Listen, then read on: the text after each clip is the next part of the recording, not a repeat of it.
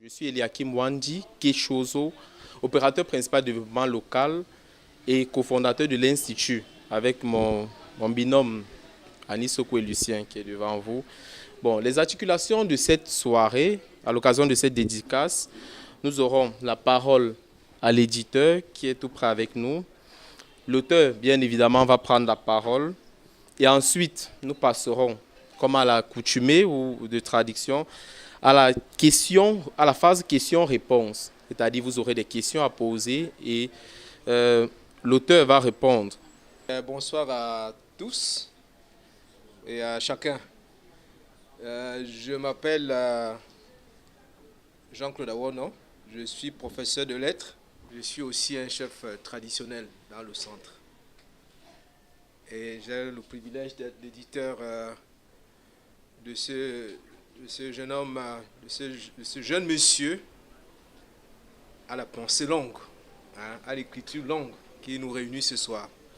Donc je voudrais d'abord lui dire infiniment merci pour la confiance qu'il porte à la maison d'édition, des éditions Ifriqiya que je dirige. Mais aussi vous remercier vous d'être venu. Je me sens très à l'aise avec tous les publics, mais davantage avec les publics jeunes. Parce que c'est des publics qui sont très ouverts à la curiosité et à le désir de découvrir. Je me souviens dans mes moments d'enseignement avec les classes de seconde, par exemple, c'est des classes que j'aime bien, tout pétri de curiosité. C'est pareil quand on arrive à l'université en première année, il y a ce désir-là et les jeunes sont marqués par cela. Donc je suis là pour parler de ce livre et je vais utiliser, généralement j'utilise une casquette, celle de l'éditeur. Je dis juste les raisons qui m'ont motivé à publier le livre et je dis très peu de choses en fait. Mais je vais doubler cette casquette-là ce soir d'une petite casquette de critique littéraire que je suis, mais je ne vais pas dire que j'ai fait un travail de critique littéraire. Je l'ai lu en tant qu'éditeur. Vous savez, quand un éditeur lit un livre, ce n'est pas dans la même perspective que celle d'un critique ou d'une critique. Donc, mais je commencerai d'abord par dire à peu près les raisons qui nous ont poussés à publier ce livre, qui au départ n'avait pas le titre À l'assaut des rêves. C'est au fil des temps que, évidemment, des rencontres, en rencontre avec l'auteur et son éditeur, que le texte a évolué au point de s'appeler À l'assaut des revers. Il y a certainement d'autres titres qui ont précédé celui-ci. L'auteur, certainement, vous en dira un mot. Donc, moi, je considère qu'un éditeur qui choisit d'éditer un livre, c'est d'abord parce qu'il a réussi à avoir une rencontre. Il n'y a rien qui se passe sans rencontre. Donc, j'ai rencontré un jeune qui est arrivé, et cela date déjà de plusieurs années, au moins 3 années ou 4 années. 3 ans, effectivement. Ça fait 3 ans que il était arrivé aux éditions Ifriqiya. Nous nous sommes situés à la montée du parc national à Mélène. Et j'ai vu quelqu'un qui arrivait, vous savez, il arrive tout discrètement, il se met dans son petit coin, il ne bavarde pas beaucoup. Et bon, quand il vient, il dit ce qu'il a à dire d'essentiel et il se tait. Donc, il nous a apporté ces textes. Et évidemment, il y a eu des formalités d'usage en matière de réception de textes par un éditeur. Il y a un peu de formalités qu'il faut pouvoir remplir. Il les a remplies. Mais seulement quelques temps après, il a disparu.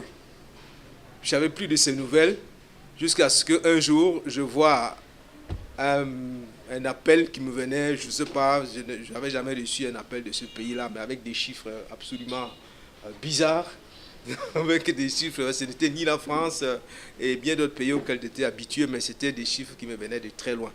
Et c'est de là qu'il me dit que c'est lui et qu'il est c'était en Russie, je crois, ce genre de choses-là. Et donc, on a dû travailler pendant qu'il était dans cette sorte de déplacement-là. À un moment donné, il était question qu'il vienne après, il n'est plus venu, il a disparu, jusqu'à ce que, plus tard, il me dit qu'il est revenu au Cameroun et qu'il est installé et qu'il fallait qu'on pousse ce travail jusqu'au bout. Alors, moi, ce qui m'intéresse lorsque un auteur vient, c'est d'abord le discours qu'il tient.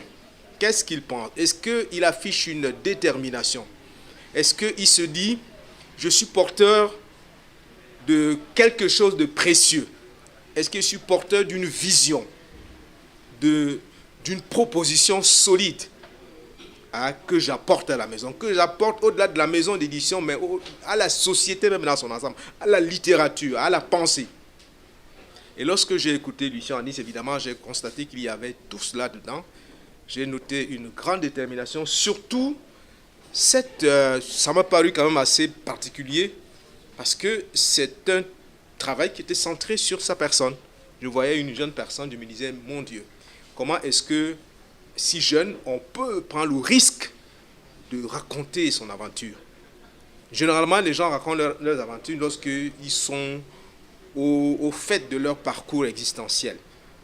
Il a 80 ans, il a 60 ans, il commence à penser, non, retracer son parcours. Mais en fait, vous allez voir, son objectif, ce n'est pas vraiment de se mettre en avant, de se dire, voilà, moi je m'appelle Lucien Anis, je suis quelqu'un de très important, je voudrais me vanter. Non, il n'est pas question de cela du tout. Je crois qu'il a perçu dans son expérience, et il y reviendra dessus, quelque chose d'extrêmement précieux, d'extrêmement différent du fait de son voyage dans le monde. Et là, ça me permet de passer de l'éditeur un peu aux critiques littéraires, dont la vocation, dont le rôle est de pouvoir lire un texte comme celui-ci et d'en parler, de se faire une opinion, de faire en sorte qu'un plus grand nombre de personnes en sachent quelque chose. Donc, de ce point de vue, je voulais dire que ce livre, qui est encore en train de se construire, puisqu'il n'est pas véritablement encore paru, vous allez savoir pourquoi, c'est un livre qui s'organise autour de trois grands moments. Le premier moment, c'est la naissance et la vie du jeune Anis au Cameroun. Il naît dans le nord, il fait ses études là-bas dans des conditions sur lesquelles il va revenir, des conditions très difficiles. Mais très jeune, il marque déjà beaucoup de détermination sur pas mal de choses, avec son père qui travaille, et qui va de gauche à droite au gré des affectations et autres. Et puis après, il y a le voyage sur Yaoundé après le baccalauréat, avec les curiosités qu'il va faire dans la ville de Yaoundé. Et il y a un petit passage, il n'en dit pas grand-chose. Il dit tout simplement qu'il est arrivé à Yaoundé, et je m'aimerais que vous l'interrogiez là-dessus. Il est arrivé à Yaoundé, et il a été... Vraiment, ce qu'il avait vu à la télé, il avait vu jusque-là à la télé, ce qu'il en avait souvent entendu, était totalement à l'opposé de ce qu'il découvrait. Mais il ne vous dit pas qu'est-ce qu'il a découvert. Il ne nous dit pas ce qu'il a découvert. Il vous laisse sur la soif. Mais seulement, il y a quelques indices qu'il injecte dans son texte et qui nous permettent de savoir que ce n'était pas véritablement la grande découverte qu'il espérait. Donc, il y a le nord, il y a le centre, et puis maintenant, il y a l'envol pour l'Europe et l'Allemagne notamment. Donc il y a tout un vécu là-bas qui va lui permettre de découvrir un ensemble de réalités. Il est volontaire et il est associé à un certain nombre d'actions de type humanitaire qui vont lui permettre véritablement de rencontrer des gens, de rencontrer un certain nombre de réalités, mais aussi de faire certaines expériences, notamment l'expérience de la maladie et la manière dont la prise en charge est organisée là-bas. Donc, et j'ai sélectionné d'ailleurs quelques textes qui vont être lus et qui reviendront sur ces quelques aspects-là. Donc, il y a le séjour en Allemagne, et puis il y a le retour au Cameroun. Et c'est là que le livre s'achève. Et le retour au Cameroun, mais où? Non pas au nord, mais à Yaoundé. Il se réinstalle à Yaoundé, et nous découvrons donc ce pays qu'il a quitté il y a quasiment 3 ans, qu'il retrouve. Et avec toute la nouvelle perception qu'il a de son pays, de son espace. Et donc, mais chaque fois, au-delà de la narration, c'est presque toujours des moments extrêmement importants de réflexion. Et des réflexions, pas n'importe quelles, mais des réflexions alors pointues qui m'ont impressionné, qui vont au-delà de la réflexion, mais également des sortes de canevas dans lesquels il veut engager l'humanité. Il veut engager les jeunes, il veut engager ceux qui ont pour rêve de se réaliser comme être humain. Donc finalement, c'est une sorte de livre de développement personnel qu'il nous offre. Mais pour le moment, le livre n'est pas encore paru. Il y a eu un tout petit peu je ne dirais pas de lenteur, mais je pense que le livre a vécu son destin. Vous savez, moi, je ne pense pas que les choses surviennent comme ça au hasard. Non, non, les choses parviennent. Ça va être la première fois que vous allez venir à une dédicace, parce que là, c'est une séance de dédicace, et que vous ne serez pas capable de rentrer avec le livre. Parce que on peut l'avoir comme ça, mais vous ne pourrez pas l'avoir, parce qu'il n'a pas encore ce que vous devez lui apporter. Il faut que vous lui apportez quelque chose, certainement par vos questions, par vos remarques, par vos réflexions, pour que peut-être la toute dernière main qu'il va y mettre lui permette finalement de ressortir un livre d'ailleurs qui sera certainement reflété par cette rencontre de ce soir. Donc voilà ce que je voulais dire d'entrée de jeu. Et je voudrais vraiment vous remercier une fois de plus d'être là. Et en toute présentation, M. Jean-Claude Aono, directeur général des éditions de Ifriqiya. C'est cela, si je ne me trompe pas très bien. Bon, tout à l'heure, nous allons passer à la seconde articulation de notre présence ici ce soir. Il s'agit tout simplement de la parole à l'auteur. Lucien Anis, pseudonyme de Lucien Anisokwe, né à Tibati dans le département du Dierem, région de la Damawa, est directeur de l'Institut Konrad Douden, en abrégé IKD, originaire de l'extrême nord Cameroun. Il est fils dignitaire de la chefferie de Salmaye Touloum. Titulaire d'une licence en civilisation germanique, il a passé une année de service volontaire civique Bundesfreiwilligendienst à la Staatsmission de Heidelberg et la diaconie de Baden dans le Bade-Württemberg en Allemagne. Il a également effectué une formation en soins infirmiers à la Berufsakademie de Heidelberg ainsi que des études préuniversitaires de master en diplomatie à l'université de Lobachevsky à Nizhny Novgorod, j'y arrive, en Russie. Il est par ailleurs le président fondateur de l'association Aprolainoa, association pour la promotion des langues et de l'éducation numérique en Afrique, et initiateur du projet Lingua Mundos, un logiciel, une application mobile et web pour apprendre les langues étrangères, asiatiques et européennes, et langues maternelles africaines. Bonsoir à tout le monde. Je me sens vraiment très honoré de votre présence. Ça n'a pas été facile de respecter les horaires et je sais qu'il y a certaines personnes qui viennent de loin ici. Certains se sentent en train de revivre la même chose et d'autres se sentent également désorientés parce qu'ils avaient déjà expérimenté un respect strict de l'heure. Et dans les normes en tant que germaniste, on est également censé respecter également l'heure. Malheureusement, les circonstances au Cameroun parfois ne nous amènent pas à respecter les horaires. Et on a eu vraiment des difficultés. Du moins, on est déjà là.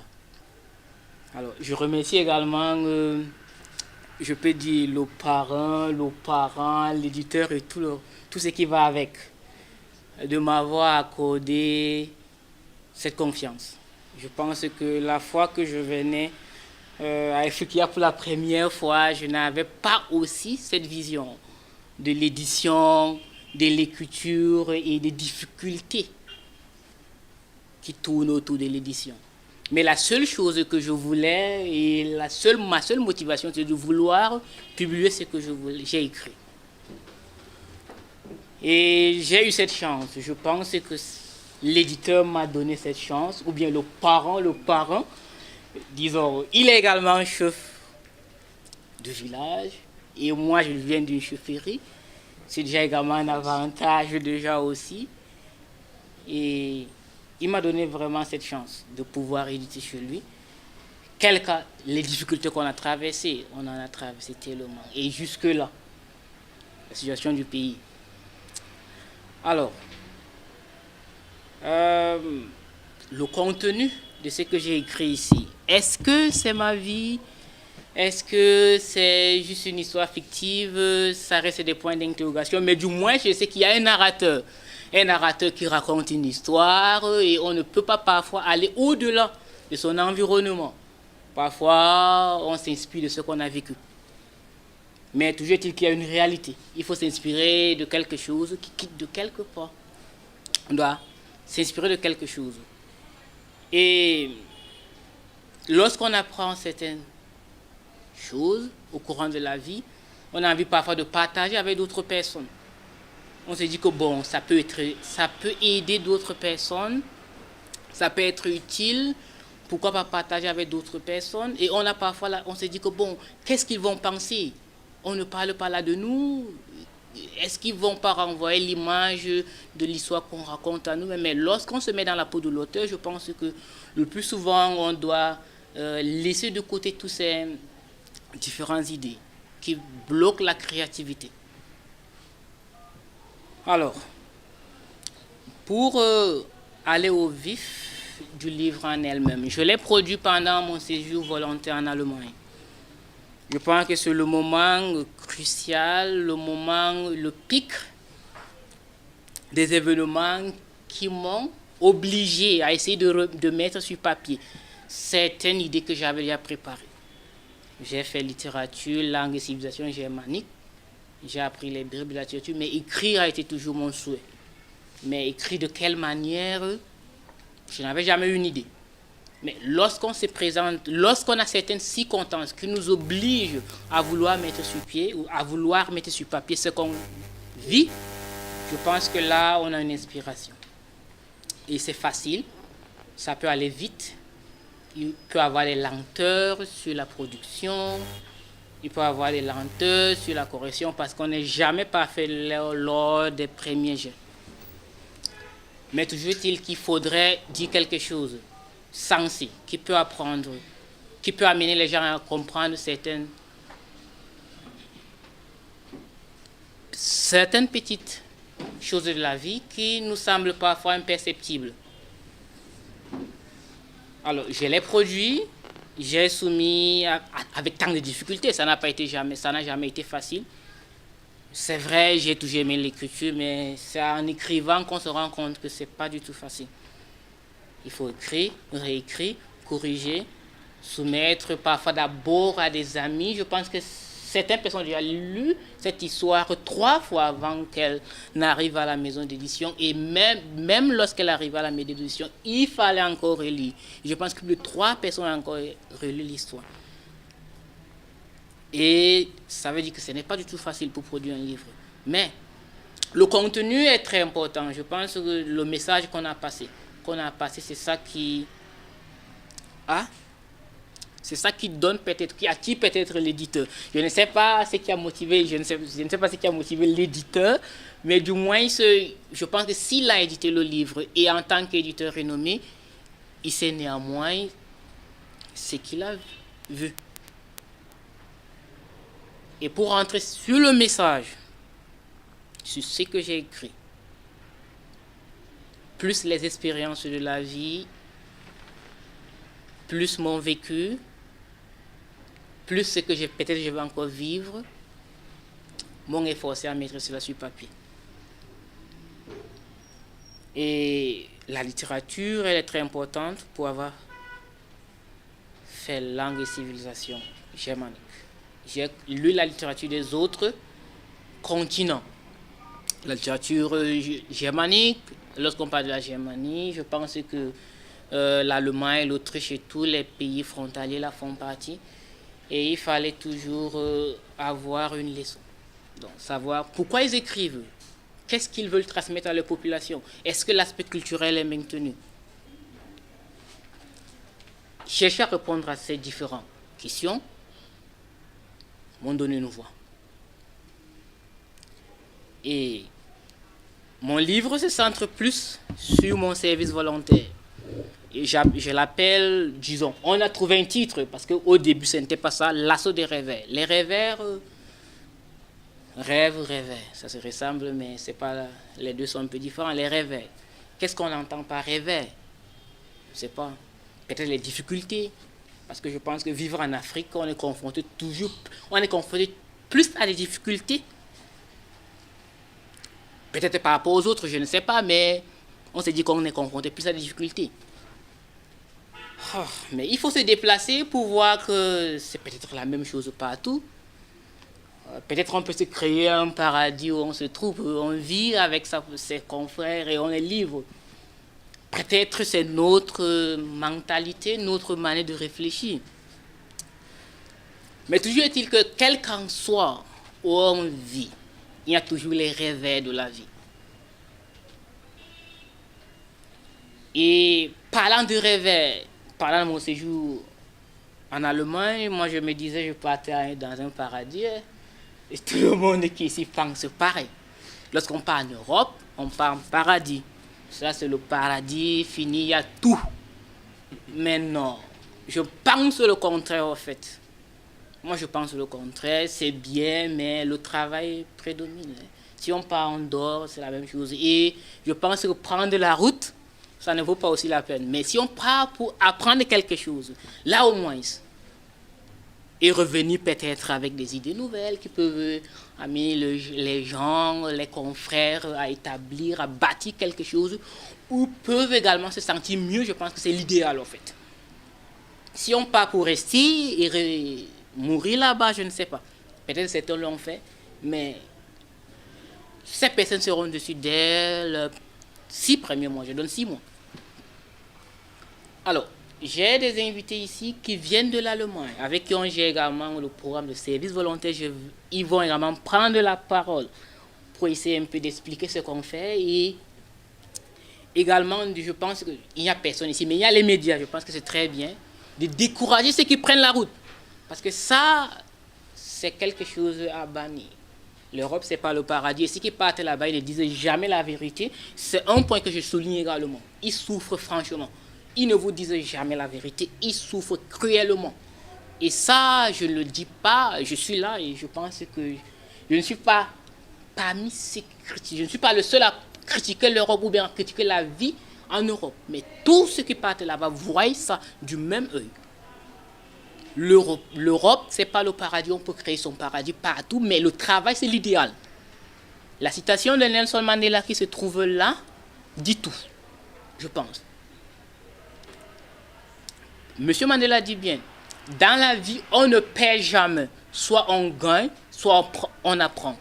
Cette déclaration nous amène à comprendre que la vie est une école d'apprentissage. Nos expériences sont nos forces et nos sources de maturité. Plus bas dans le livre, je continue avec l'aspect que seul le travail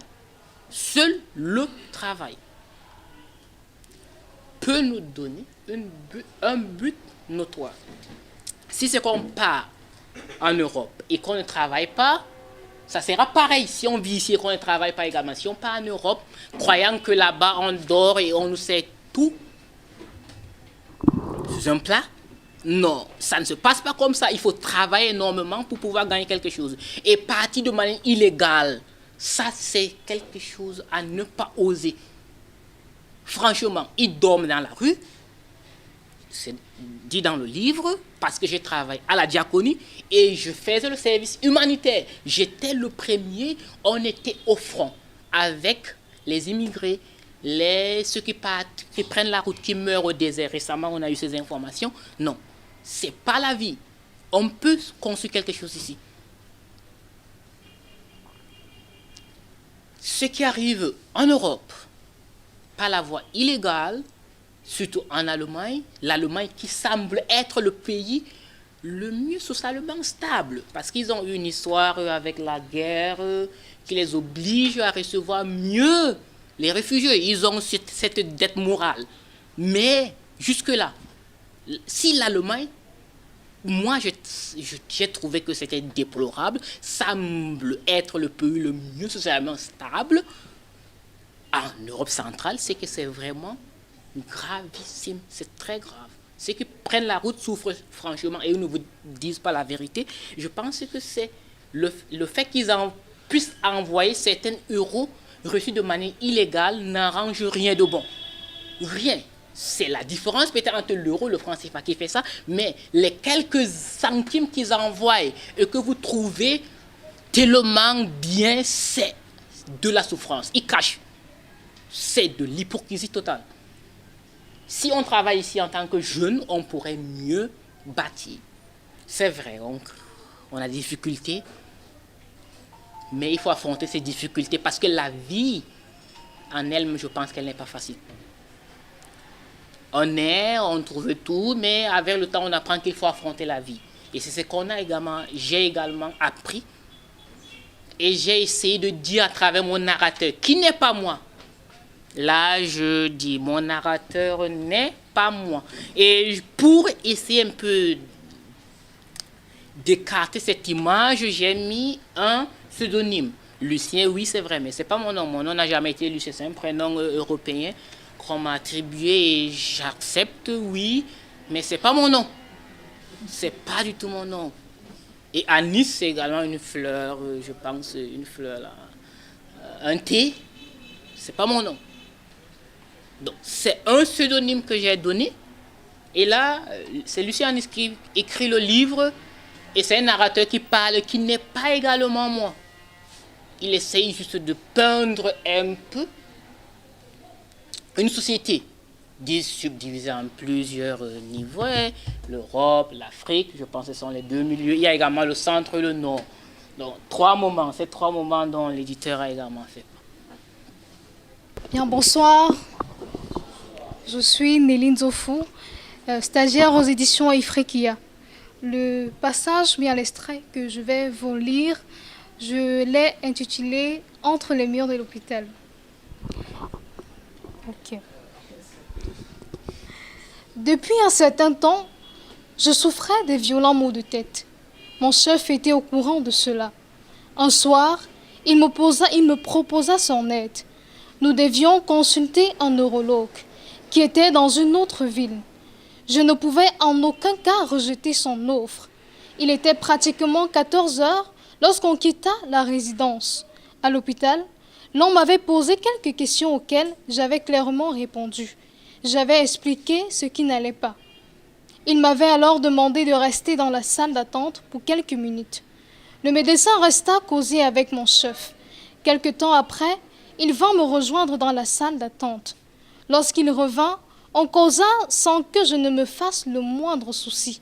Après quelques minutes, je compris comment l'aide-soignante appelait une ambulance pour un patient qui n'était autre que moi. Je me demandais si j'étais vraiment malade au point qu'on appelle une ambulance. Je ne savais vraiment où on allait.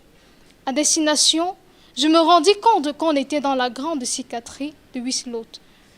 Il était question qu'on rencontre un neurologue et un psychiatre de la localité.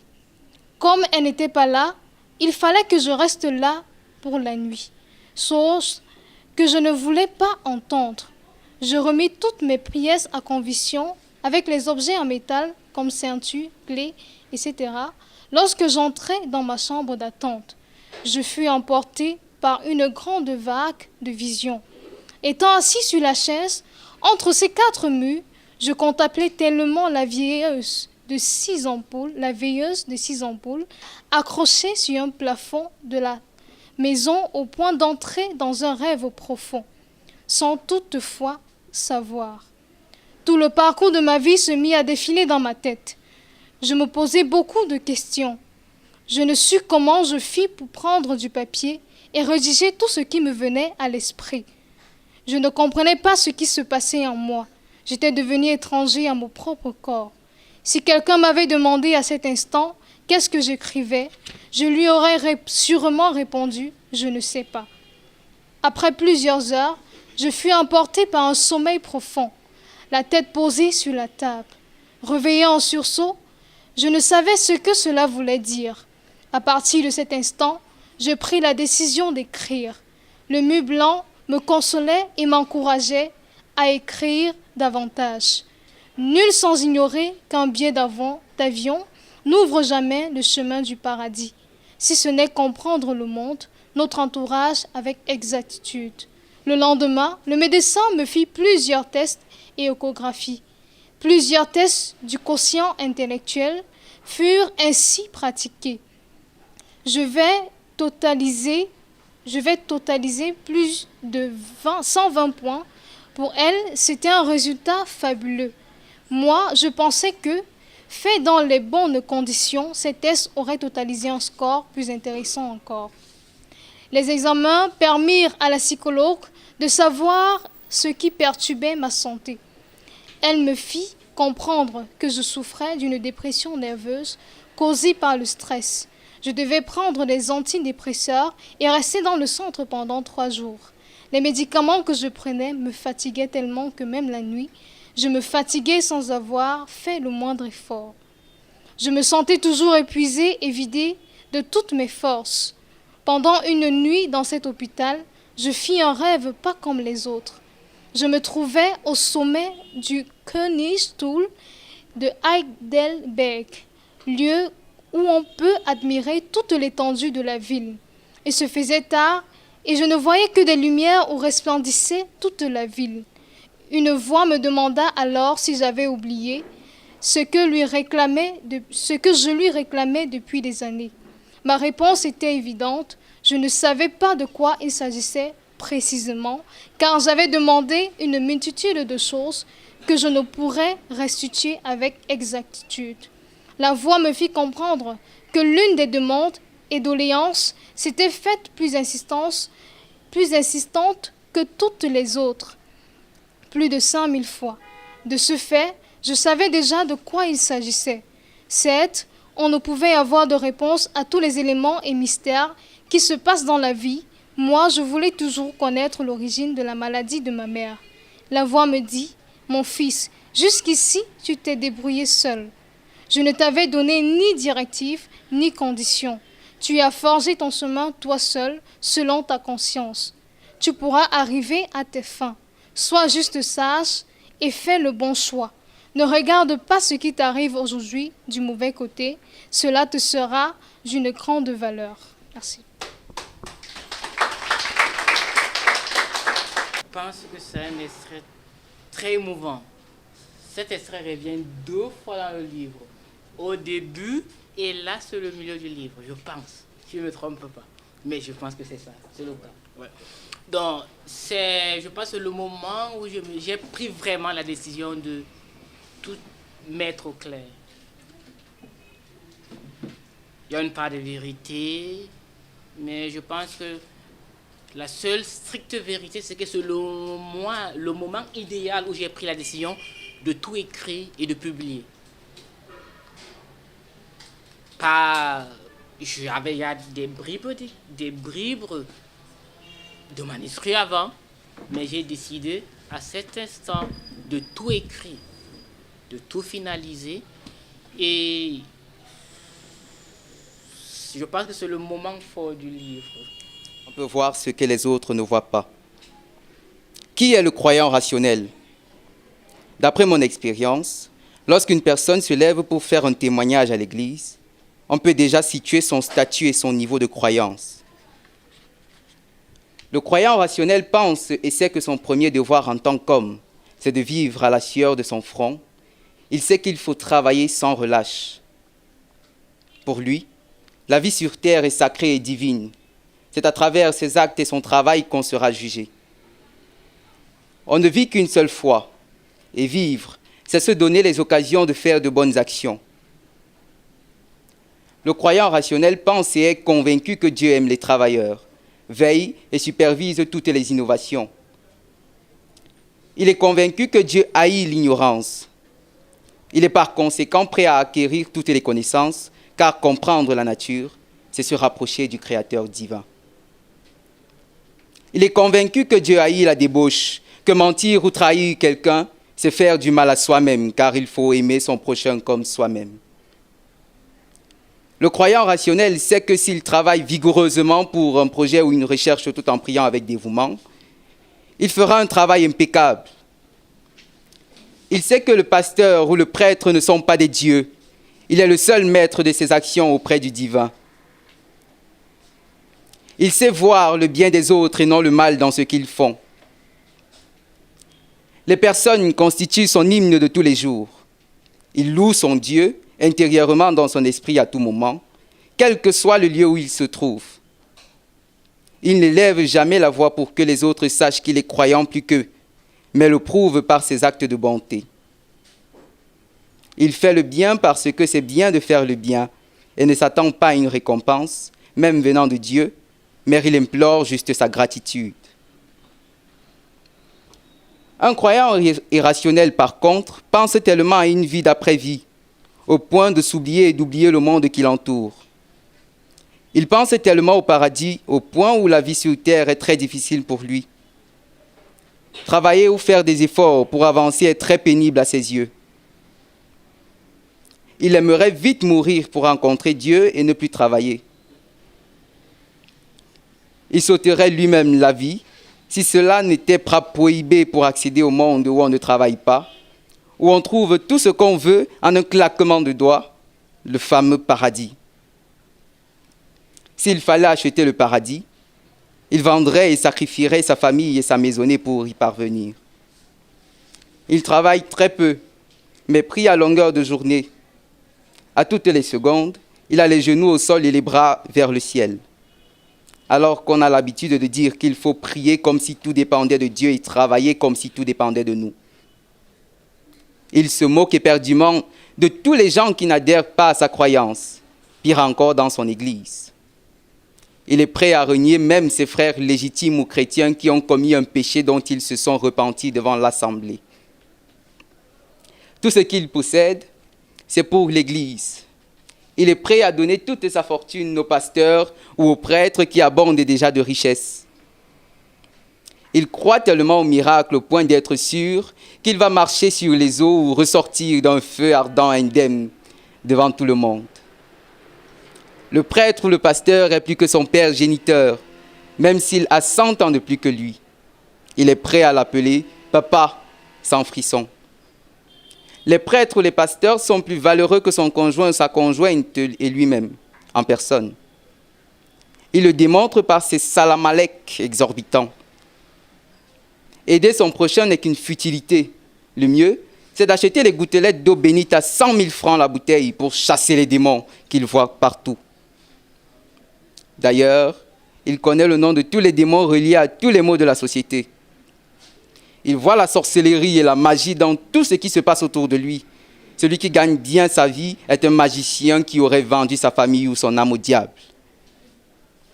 Pour lui, celui qui a du succès est un grand sorcier qui mange la chance des autres. Sa croyance se repose sur des superstitions magico-mystiques prônées par l'homme de Dieu afin d'augmenter la frayeur aux croyants qui pensent toujours qu'ils ont besoin d'être délivrés à tout moment. Il connaît la langue de Dieu et la parle lors de chaque prière. Merci. Merci bien pour votre brillante lecture, un passage très riche et qui exactement reflète la réalité sociale. Donc, je voudrais passer la parole encore à monsieur l'éditeur, s'il y a autre point à ajouter, ou alors... Ok, très bien. Donc, ceux qui ont suivi la lecture attentivement, ceux qui ont des questions, peuvent les soumettre actuellement. Donc, vous levez juste le doigt, on vous passe le micro et vous posez votre question. Ensuite, l'auteur va se charger de répondre à vos questions précisément. Et merci de me passer la parole. Je suis Madame Belinga.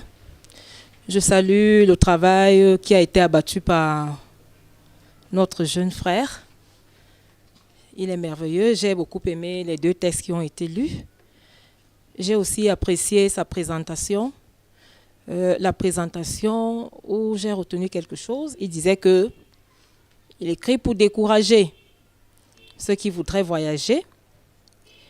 Et j'ai également aimé où il dit que parce que ceux qui veulent voyager pensent que c'est le paradis, on peut se croiser les bras et tout va bien, tout va pour le mieux. J'ai aussi, mon attention a été également retenue par son désir de revenir au pays. Il a évoqué les difficultés. C'est vrai qu'il a fait, je ne sais pas un panorama, mais c'est une espèce de survol sur ces difficultés, d'où ma question. Est-il revenu définitivement au pays? Pourquoi? Pourquoi faire? Merci. Ok, bonsoir à tous. Moi, c'est Simon Nobel et je remercie d'abord l'éditeur pour la revue de la littérature qu'il a faite et aussi les extraits qui ont été lus. Je remercie aussi l'auteur Maintenant, avant de commencer, j'ai connu un peu l'auteur. Donc, je comprends le travail qui a été abattu et on s'est connu durant vraiment aussi des périodes qui étaient aussi difficiles. Donc, quand il rentre de son voyage en Allemagne, c'est là où je rencontre l'auteur.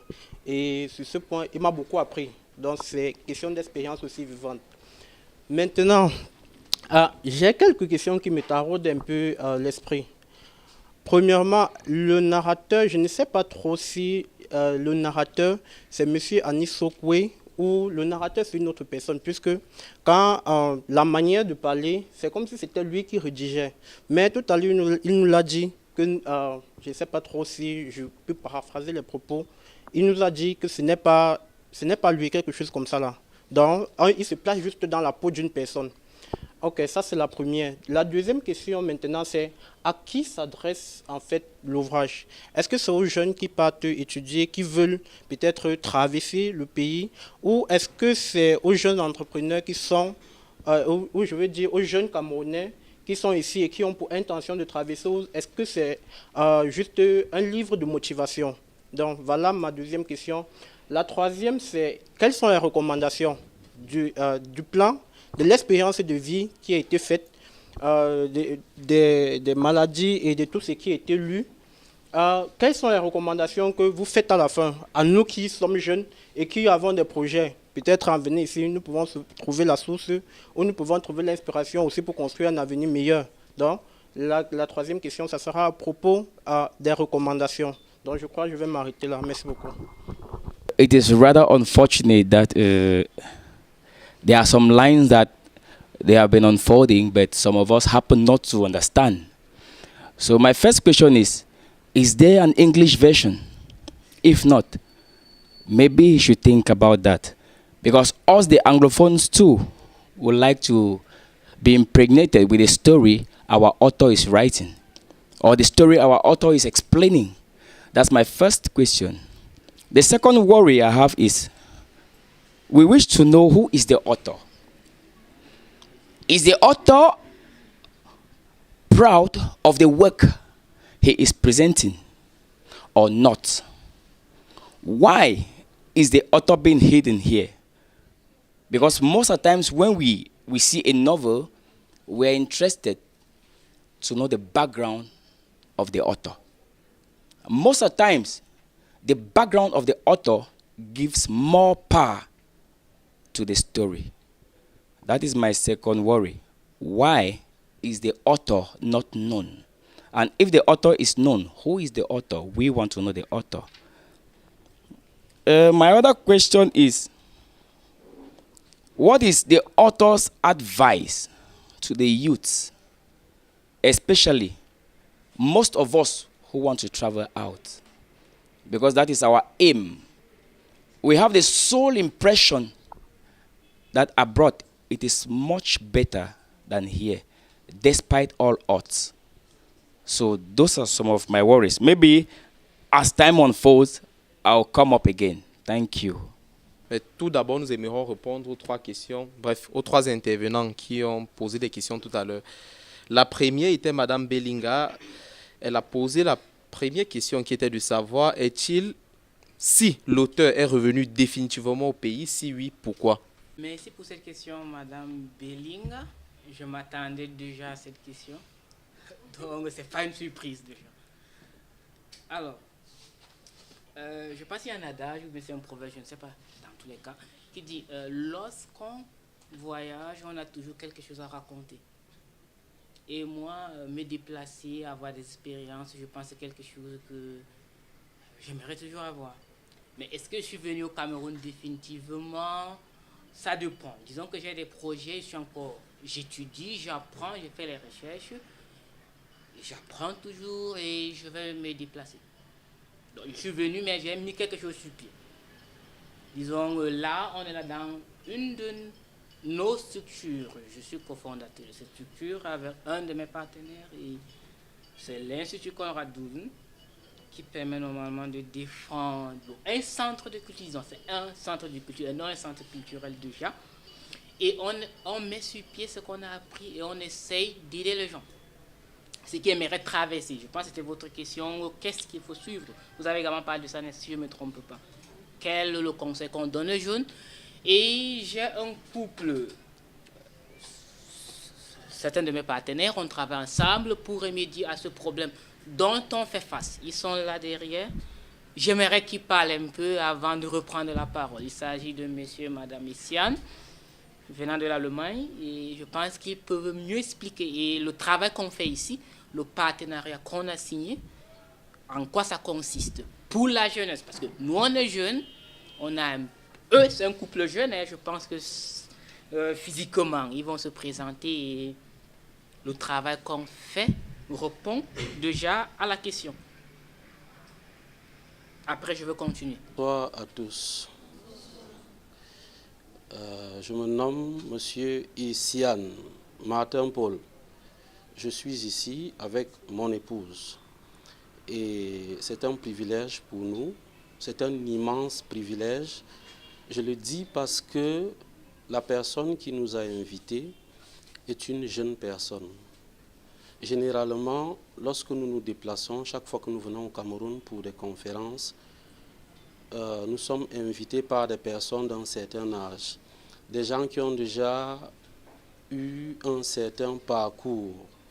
Mais cette fois-ci, nous avons affaire à quelqu'un de très jeune, qui est certainement, pour certains d'entre vous ici, votre petit frère. Donc, nous ne sommes pas ici pour parler de son livre. Toutefois, nous sommes très encouragés, nous sommes très émus et je le dis avec beaucoup d'humilité que vous êtes un exemple. Vous êtes un exemple à suivre parce que tout le monde n'aurait pas le courage que vous avez eu. Je ne parle pas de la rédaction de ce livre, mais je parle de la mise en place ou la mise sur pied d'un édifice comme celui-ci. Tout le monde n'aurait pas un courage pareil. Donc vous êtes un exemple pour beaucoup de jeunes. Alors, pour vous aider à mieux comprendre certaines choses, surtout pour répondre définitivement, je dis bien définitivement parce que pour ceux qui ont encore des points d'ombre, vraiment, ayez une oreille attentive. Nous allons vous dire des choses de façon simple mais très claire. Il y en a ici qui veulent voyager. Je pense que ça concerne plus de 90% des personnes qui sont ici. Vous voulez voyager. Ça, c'est clair, n'est-ce pas? OK. L'auteur vous a dit que l'Europe n'est pas le paradis. Ce n'est pas un mensonge. Le paradis est bien un peu trop éloigné de l'Europe. L'Europe est ici derrière. Donc, pour aller en Europe, vous pouvez aller soit à moto, soit à vélo, soit à pied. Vous pouvez nager, pour ceux qui savent nager. Vous pouvez aller en avion, en train. Tout dépend de votre moyen de transport. Toutefois, écoutez bien. En tant que jeune, ayant vécu au Cameroun, ayant fait des études de droit au Cameroun, je suis juriste et publiciste. Ma femme est juriste et privatiste. Nous avons décidé de voyager. Mais nous n'avons pas voulu emprunter la voie illégale. Pourquoi nous n'avons pas voulu emprunter la voie illégale? Tout simplement parce qu'en empruntant la voie illégale, ça vous semble facile et aisé de voyager de cette manière-là. Mais il y a une réalité que vous ne connaissez pas. Lorsque vous voyagez de façon illégale, par la grâce de Dieu, vous pouvez arriver en Europe. C'est possible. Beaucoup ont voyagé comme ça et sont arrivés en Europe. Mais le problème, le véritable problème, c'est lorsque vous arrivez en Europe. La majorité des gens qui voyagent de façon illégale, lorsque ces personnes arrivent en Europe, la première erreur que ces personnes commettent, c'est qu'elles mentent sur leur âge. La deuxième erreur, c'est qu'elles dissimulent leur diplôme. Imaginez-vous un seul instant que vous soyez titulaire d'un master en quoi que ce soit. Et vous arrivez en Europe, vous mentez sur vous, parce que c'est ce qui se passe au niveau de la police des frontières. Quand on vous appelle, vous dissimulez vos diplômes, vous les cachez, vous donnez un âge qui n'est pas le vôtre, on enregistre toutes ces informations, peut-être que vous ne le savez pas, et on vous accueille, là où on accueille les autres, au camp des réfugiés. Voilà. Je parle de l'Allemagne. Donc, nous allons parler de l'Allemagne. Nous vivons en Allemagne, c'est-à-dire notre adresse, c'est en Allemagne, mais nous vivons en Europe. J'ai dit que nous vivons en Europe, pourquoi? Parce que nous avons une agence de placement qui s'appelle Willkommen. Et nous travaillons de connivence avec le responsable ou alors les responsables de cette entreprise. D'accord? Donc, notre objectif, c'est de vous aider, de vous encourager à immigrer, mais pas de façon illégale. C'est la raison pour laquelle un pays comme l'Allemagne, ou alors des pays comme l'Allemagne, la Belgique, la France, le Luxembourg et bien d'autres pays, la Suisse également, voilà les pays que nous fréquentons assez souvent. Ces pays offrent des formations professionnelles. Et je vous assure, ces gens sont prêts à recruter les jeunes Africains, mais pas n'importe quel jeune Africain. Ces jeunes Africains consciencieux qui se donnent à l'apprentissage de la langue allemande, pour ne parler que de l'Allemagne. Alors ça veut dire que si vous voyagez en tant que clandestin, vous serez 7 fois clandestin en Allemagne, parce que vous perdrez vos diplômes, vous avez un nouvel âge, vous n'avez pas d'adresse. Vous savez ce qui se passe avec les réfugiés? Admettons que ceci soit un camp de réfugiés. On doit vous dire la vérité. Chaque camp de réfugiés est dans un quartier. Vous êtes réfugié, vous habitez ici. Si le monsieur d'en face, si votre tête ne lui plaît pas, à cause de la couleur de votre peau, il se lève un beau matin, il informe le maire. Il ne dira pas que votre tête ne lui plaît pas, mais il dira que ces gens nous causent du tort, par exemple. Et vous savez, la police vient. On ne demande pas votre avis, on vous prend, vous tous, et on vous change, on peut vous changer même d'État, parce que l'Allemagne a 16 États. On peut vous faire partie d'un État A à un État Z. Imaginez-vous un seul instant que dans cet État A-là, vous aviez déjà une relation avec une jeune fille que vous voulez épouser, une jeune Allemande. Elle ne sera pas prête à vous suivre. Vous voyez, c'est ça le problème. L'autre souci, c'est qu'en tant que réfugié, il y a des choses que vous ne pouvez pas faire. En fait, vous n'avez même pas le droit de les faire. Il y a des jobs que vous ne pourrez pas faire. Une deuxième chose, je n'ai pas assez de temps pour vous montrer toutes choses. Je vous aurais montré ces photos dans mon téléphone. Il y a des réfugiés, sur leurs documents, vous verrez, on a tracé une barre rouge. Là encore, c'est plus dangereux. Si vous voyez un document avec un réfugié, avec un document sur lequel on a tracé une barre rouge. La barre rouge signifie tout simplement que lui, il est en Allemagne pour manger et boire. C'est tout. C'est tout. Donc même le plus petit des jobs où on te paye 1 €, il n'a pas le droit de faire ce job. Il n'en a pas. Et s'il essaye, parce que certains d'entre nous ne sont pas assez éveillés, parfois c'est la police ou la mairie ou comment on appelle le fils des étrangers qui vous appelle, on vous flatte au téléphone et vous aussi bêtement vous vous levez, vous prenez votre passeport, vous allez remettre.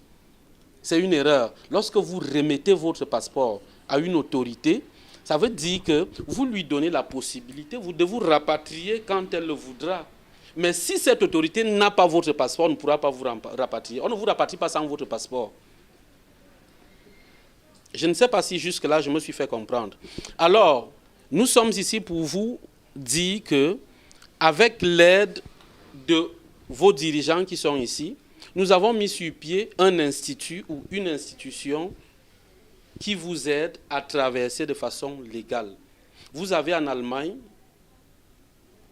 350 formations et bien plus, parce que les formations professionnelles naissent chaque jour. Donc vous avez le choix, selon votre profil, selon votre background, de choisir la formation qui vous plaît. Alors vous faites le choix de la formation, vous avez des conseillers d'orientation ici. Ces conseillers d'orientation entrent en contact avec nous et nous faisons vos papiers en Allemagne.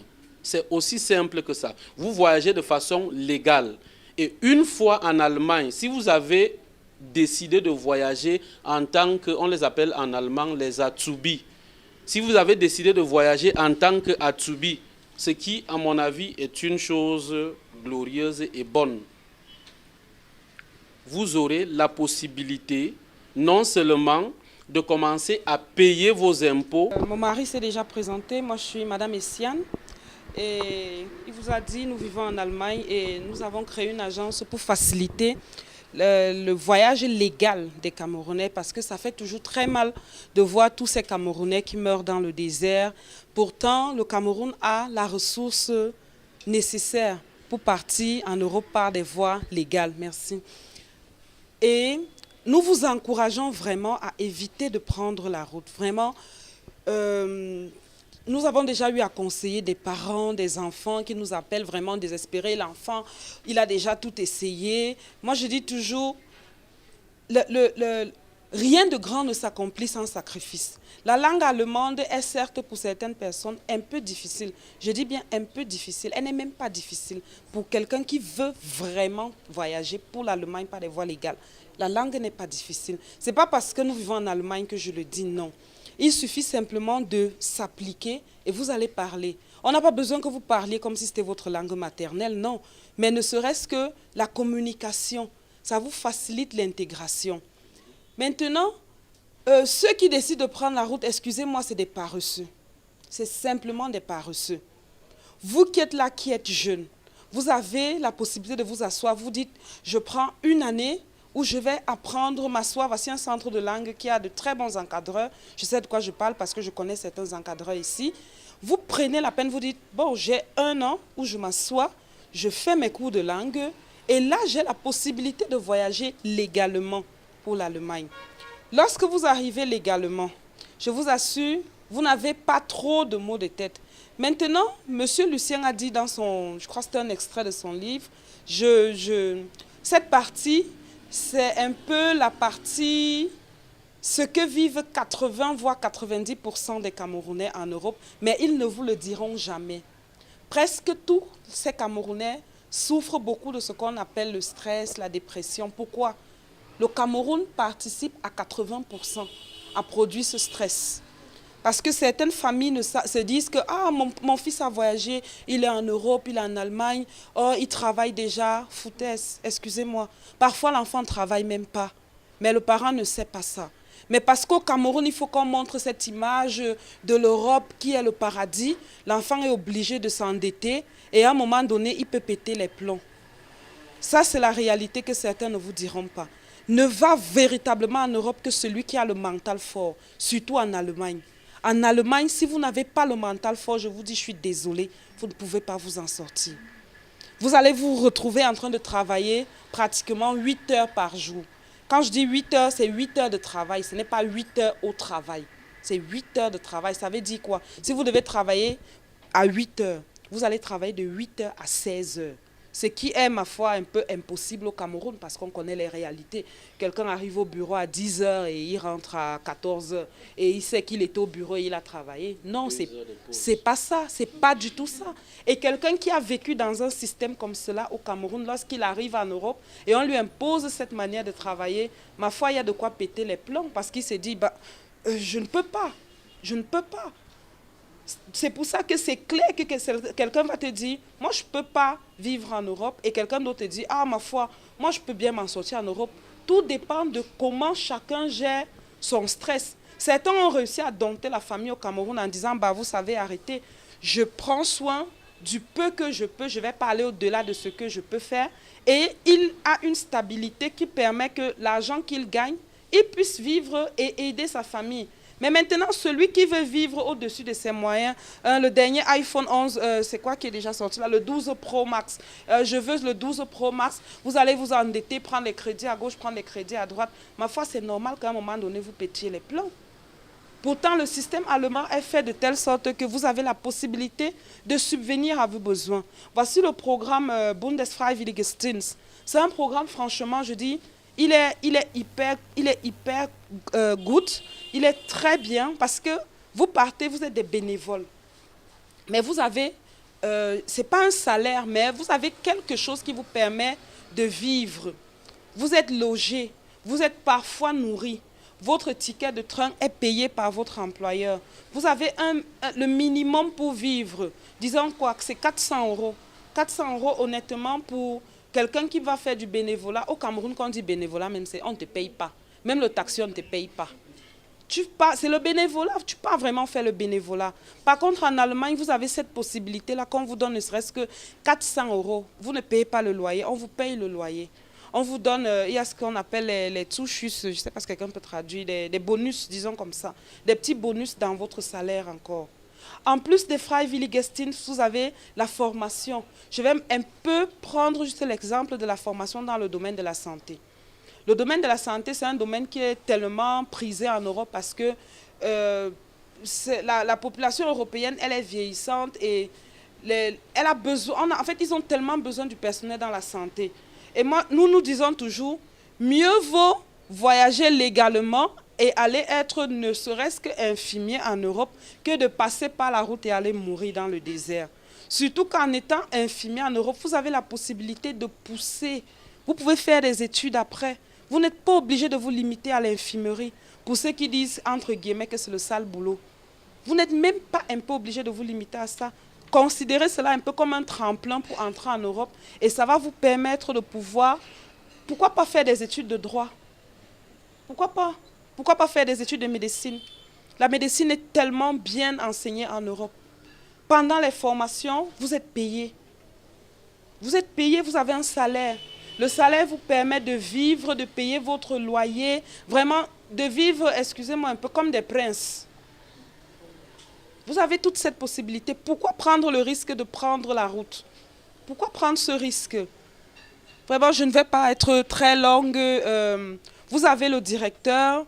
En cas de question, tout ce dont vous aurez besoin comme information supplémentaire, il pourra toujours vous donner un peu plus de détails. Le temps qui nous est imparti ne nous permet pas d'étaler toutes les possibilités qui existent en Allemagne. Tout ce que nous tenions à vous dire, c'est vraiment fuyez la route, si on peut couper court en disant juste cela. Évitez au maximum le désert. Merci beaucoup et bonne suite encore et nos félicitations encore à Monsieur Lucien. L'éditeur peut d'abord nous définir ce que c'est un narrateur dans un texte. Parce que je pense que l'éditeur est mieux placé pour définir ce que c'est un narrateur. Il y a plusieurs perspectives de narration. La première personne, la troisième. Et lorsque on est face à un récit, ce récit peut être dit ou narré ou construit à la première personne.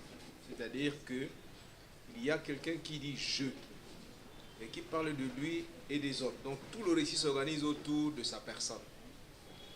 Et on a donc là ce qu'on appelle un récit autodiégétique, c'est-à-dire que un récit dans lequel on se raconte, on raconte sa propre histoire, évidemment qui vous met en relation avec un environnement, mais également avec d'autres personnages. Donc il y a trois instances. Le essai là, donc, il parle de lui, il se met c'est la première personne. En français, c'est je également. Il se je. Donc le essai là, c'est il, et le Alevissen de essai là, il est comme un dieu. Il est tout, partout à la fois, il sait tout, il connaît même ce que vous pensez dans votre tête. Ça, c'est le Alevissen de essai là. Je pense que ça, c'est ce qu'on nous a dit en littérature en allemand. Mais bon, j'aimerais rentrer sur le cas précis qu'on a ici. Un narrateur ne peut jamais être confondu avec l'auteur. Le narrateur n'est jamais l'auteur. Je pense que tout le monde, tous les écrivains sont d'accord, bien même l'éditeur ne peut pas dire le contraire, parce qu'on rajoute nos expériences de manière subjective. Donc, ce qu'on analyse, ça, ce sont nos pensées, et nos pensées, une pensée n'est pas une réalité, une idée, une idéologie. Est-ce que on dit cela à travers un jeu qui peut-être nos mains, oui, mais est-ce que c'est nous-mêmes? Frère Rudy, ce sont des questions à répondre. Peut-être il y a des réponses ou pas, mais le narrateur reste toujours le narrateur, je pense. Quelle qu'en soit la perspective, un narrateur reste demain un narrateur. On peut se dire oui, peut-être oui, mais est-ce qu'un auteur, lorsqu'un auteur parle, il parle de l'environnement, il peut inventer aussi, mais il faut qu'il y ait une expérience. Et c'est ces expériences qu'il parle à travers une autre personne. Qui est celui qui parle dans le livre? Qui n'est pas lui? Je pense que j'ai répondu à la question. Ok.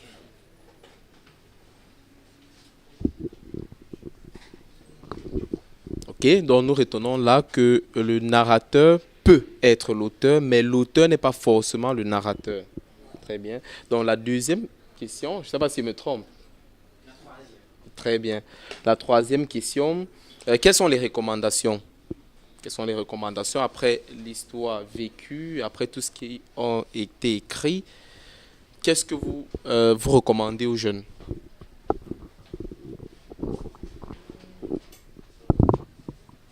Ok. Dans le livre, il y a plusieurs mots qui reviennent. L'école de la vie, l'école de la vie. Il y a également un point essentiel, ce n'est pas un billet d'avion qui ouvre les portes du paradis. Bon, je ne suis pas très religieux, il y a les religieux ici, je ne sais pas si on dit ça à l'église, un billet d'avion peut ouvrir vraiment les portes du paradis. Mais moi, je ne pense pas. Peut-être qu'il y a certains qui pensent que c'est le cas. Mais moi, je ne pense pas que ça soit le cas. Donc, ça vaut déjà une leçon. Ce n'est pas un billet d'avion qui ouvre les portes du paradis. Et on peut se frayer un paradis partout où on se trouve.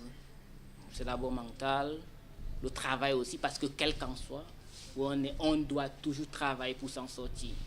C'est vrai, on a parfois des raisons, on a envie de se déplacer, on aimerait découvrir le monde. Ça, et apprendre et transmettre peut-être quelque chose. Si ce ne sont pas les motivations, mais on pense qu'on part parce que c'est mieux de vivre de l'autre côté. On a tout là-bas, gratuitement, on dort et... Non, c'est du télénovela ça, moi je pense.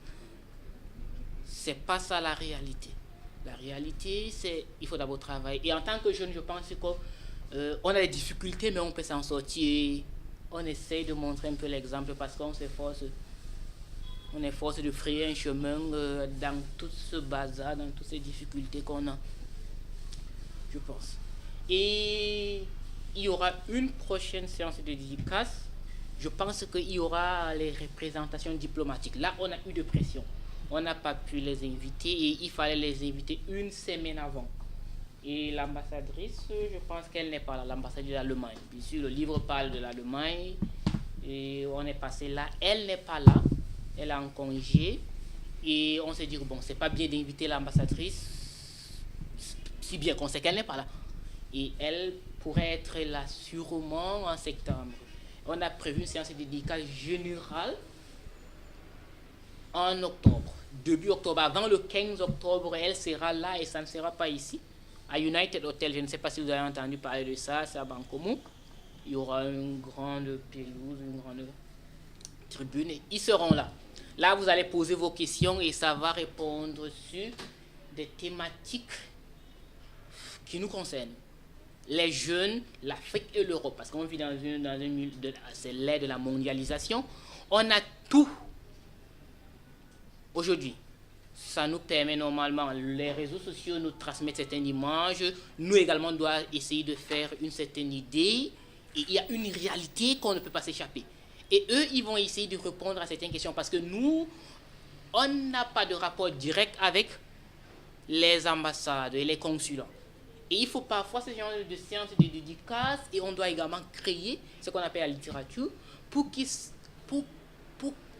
puissent venir. Même s'ils ne sont pas là, ils vont envoyer leurs représentants et essayer de répondre à nos questions. C'est-à-dire les jeunes Africains. Nous, on s'est dit que bon, on est abandonné à nous-mêmes. Personne n'est là pour nous aider et qu'on ne peut pas avancer. Et que le mieux serait qu'on parte de l'autre côté. Alors qu'ils se disent que mais on est là, qu'est-ce qui se passe avec tout ce qu'on envoie? Tous ceux qui partent là-bas, est-ce qu'ils ne disent pas, ils ne transmettent pas la réalité ou bien c'est quoi? Prenons un exemple. Tous les étudiants qui partent étudier en Europe, c'est 30% qui finissent les études. Vous trouvez ça normal? On est des jeunes Africains. Ils partent, ils restent là, ils ne font rien. Et eux, ils pensent que lorsqu'on envoie les gens en Europe, c'est pour qu'ils apprennent quelque chose et viennent transmettre, ou bien ils essayent un peu de faire un équilibre. Les intellectuels, on dit qu'on est en train de former les intellectuels, ils restent là-bas. Ceux qui sont ici, qui sont formés, qui n'ont pas parfois de référence, parce qu'il faut avoir une référence. Je vous assure, quelqu'un qui a un simple bac et qui voyage dans un, deux pays a une expérience qui peut parfois transmettre à sa population parce qu'il a vécu quelque chose et il y a certaines réalités. Quelqu'un qui reste là, il finit toutes ses études sur place, il n'a pas de référence. La référence, c'est quoi? Il faut un exemple. Il vit dans un pays, il voit ce qui se passe il peut vraiment dire que, les amis, mettons-nous au travail parce que les autres là-bas, ils travaillent franchement. Et nous, on ne fait rien, on joue. Donc, ce n'est pas les diplômes qui comptent. L'expérience est d'un côté. Et de l'autre côté, il faudrait que nous-mêmes, on se conscientise. Et si on ne crée pas ce genre de rassemblement, on n'écrit pas ce qu'on vit, on ne lit pas, on ne va rien apprendre. On ne va rien apprendre. Les médias reflètent juste une petite partie, juste ce qu'ils aimeraient transmettre. Je pense qu'au début, l'éditeur a dit que lorsque je venais de Yaoundé, de l'extrême nord, parce que je suis originaire de l'extrême nord, pour venir à Yaoundé, j'avais une autre image de Yaoundé, je vous assure. S'il y a quelqu'un qui a vécu le nord et qui voit souvent CATV, Canal 2, tous leurs bons canaux de, disons, c'est autre chose. Bon, je n'aimerais pas critiquer les médias, mais juste que lorsqu'on voit la télé, on voit la poste centrale à tout moment. Et lorsque moi je venais, je quittais Maroua pour venir à Yaoundé, je voyais la poste centrale, ça je vous assure. Non, je suis sérieux. Je suis sérieux que je venais, je vois tout Yaoundé dans ma tête était comme la poste centrale. Et c'est ça avec tous ceux qui vivent au nord. C'est une réalité intrinsèque. Tous ceux qui sont au nord pensent que lorsqu'ils viennent à Yaoundé, Yaoundé est comme la poste centrale. Et vous voyez que ça, c'est une réalité qu'on se fait. Bon, la littérature comme celle-ci, c'est une autre réalité également. Et c'est comme ça. Donc, il faudrait qu'on essaie un peu de diversifier. Nous également, chacun a une expérience ici à raconter. Chacun peut écrire quelque chose. Et c'est vrai qu'on ne lit pas, mais dès lors qu'on ne lit pas, on ne peut pas apprendre. Il fallait que je me déplace, je viens à Yaoundé pour savoir que Yaoundé, ce n'est pas la poste centrale. Ah ouais. Il y a Bonas, il y a... comment ça s'appelle encore là? Oui, Mokole Lobby. Il y a ça, je devais apprendre ça. Et c'est...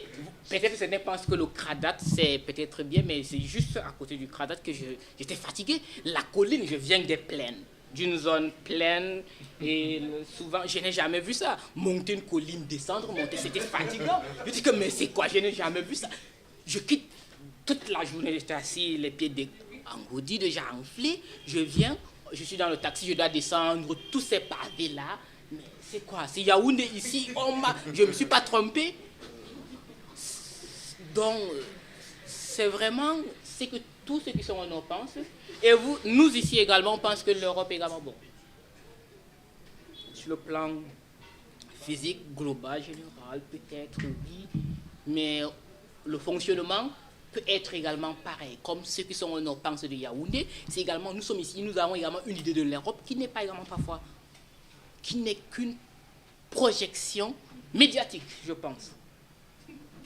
Ça n'a rien à voir avec la réalité. La réalité, c'est toute autre chose. Donc, le conseil. Ayons des objectifs, en fait. Si on a des objectifs, on ne peut pas se perdre. Quel qu'en soit le milieu, on se trouve. Même si on est ici et qu'on a des objectifs, on va réussir. Même si on part en Europe et qu'on a des objectifs, on va réussir. Mais il faudrait qu'on ait des objectifs. Il faudrait que chacun ait un objectif, en fait. Je pense que c'est l'idéal. Le reste, ça vient après, ça complète ce qu'on a comme objectif et motivation. Proud about the book. It was a long work. I have to work to get it. It was not easy for me to have this book. The editor have helped me.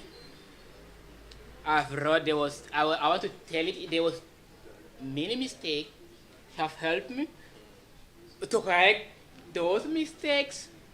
And the result is little good, I think, and I'm proud about it. Because if I haven't tried, I would never get what I have now. And I will never also, explain what I'm explaining now, or what I'm doing now. So, I'm really proud about this book. So, and I think that the fact that we have here, tell it also that I'm really proud.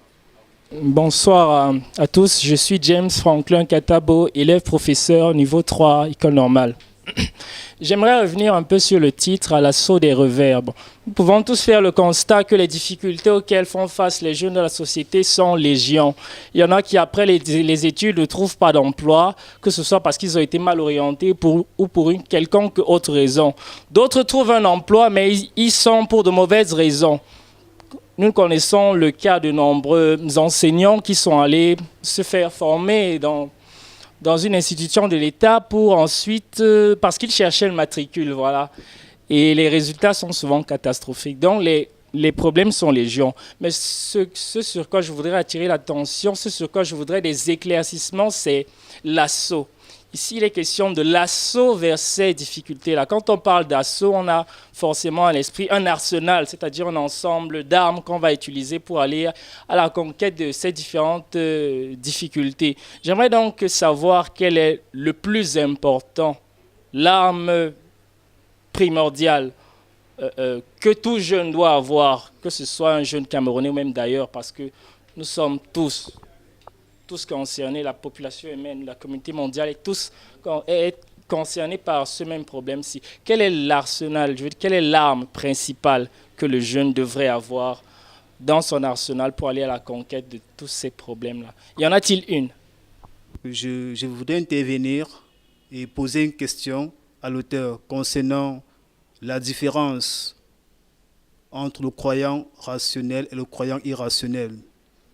Alors je veux savoir, pour vous, quelle est la meilleure méthode de s'adresser à Dieu? Parce que lorsque vous évoquez le croyant rationnel, vous présentez un ensemble de comportements qui sont tout à fait pertinents. Et vous parlez également du croyant irrationnel. Mais je reste sur ma faim parce que vous n'indiquez pas la méthode idéale. Quelle est dans la méthode? Vous avez certainement fait une différence.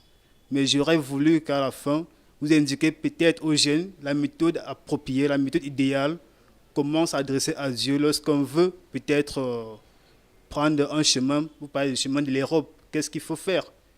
Un exemple palpable. Merci bien. Je suis Rose Maïlada Bouba, titulaire d'une licence en germanistique, option littérature. Je suis très émue de pouvoir participer aujourd'hui à la dédicace de l'aîné Lucien.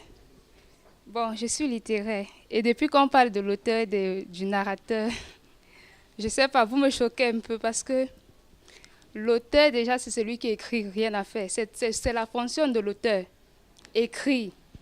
Maintenant, le narrateur, c'est l'instance qui parle dans un livre. Donc, c'est deux choses très différentes.